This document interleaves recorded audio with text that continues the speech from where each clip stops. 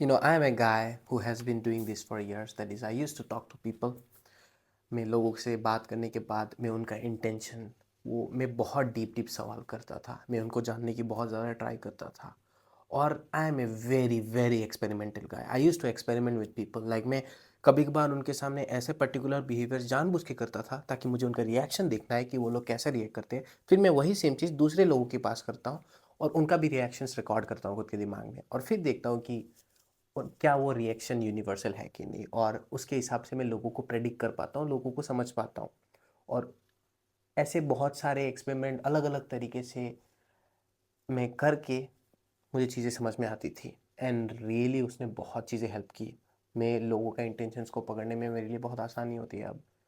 लेकिन one thing I have realized is one of the biggest mistake I used to do is like this is the reason also like why I would prefer not testing people, and I have a better way to this. Why am I saying to not to ever test people? It's not that you are wrong, you are trying to test people or anything. You need to test people actually, but not the way exactly.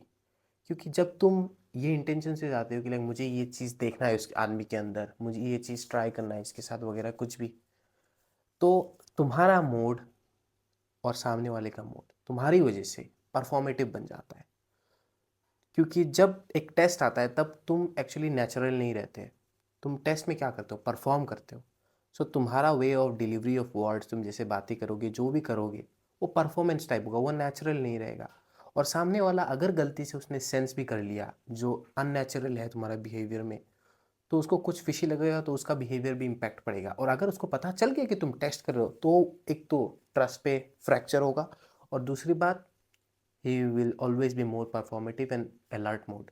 तो natural behaviour आना tough होता है, तो फिर तुम्हें कभी सच्चाई नहीं दिखेगी। तभी लोगों का मास्क बहुत ज़्यादा रहता है instead the better and a very effective way and the best way I would also consider is like instead of testing people whatever you want to test about. जब एक आदमी से तुम काफ़ी दिन से मिल चुके हो, जो चीज़ तुम्हें टेस्ट करना है वही सवाल तुम अपने पास्ट में पूछो कि लास्ट महीनों में 3 हफ्तों में उसमें उस टॉपिक के बारे में क्या बिहेवियर है। जैसे कि कितना झूठ बोला है इस आदमी ने, तुम अपने पास में पैटर्न्स देख लो। Best thing to predict a person is through their behaviour patterns.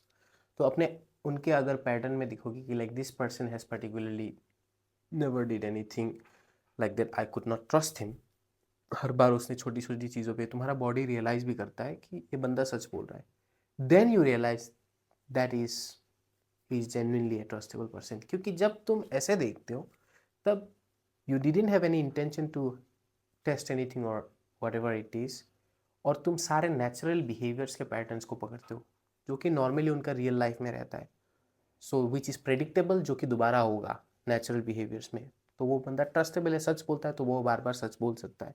Even तो अगर झूठ बोले तो बाद में देखा जाएगा, but you can not ever ever go and particularly ask something particularly to know them that they are trustable और नॉट। यू कैन, बट वो हमेशा नेचुरल और सच्चाई वाला नहीं रहेगा।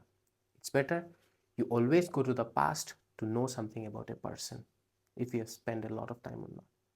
You need to give a good amount of time to the other person to understand them, to know them. इतना easily किसी को इतना पता नहीं लगा सकते। You can get signals, but to actually know, you need time for that. You need behavior and patterns together. That really works. That is why I would prefer not testing people. Instead, I would just ask myself this question: was this a behavioral pattern I have seen in the past? अगर हाँ, वो मुझे सब कुछ बता देगा, because those are natural behaviours जो कि बार बार रिपीट होगा, एंड दैट्स इट।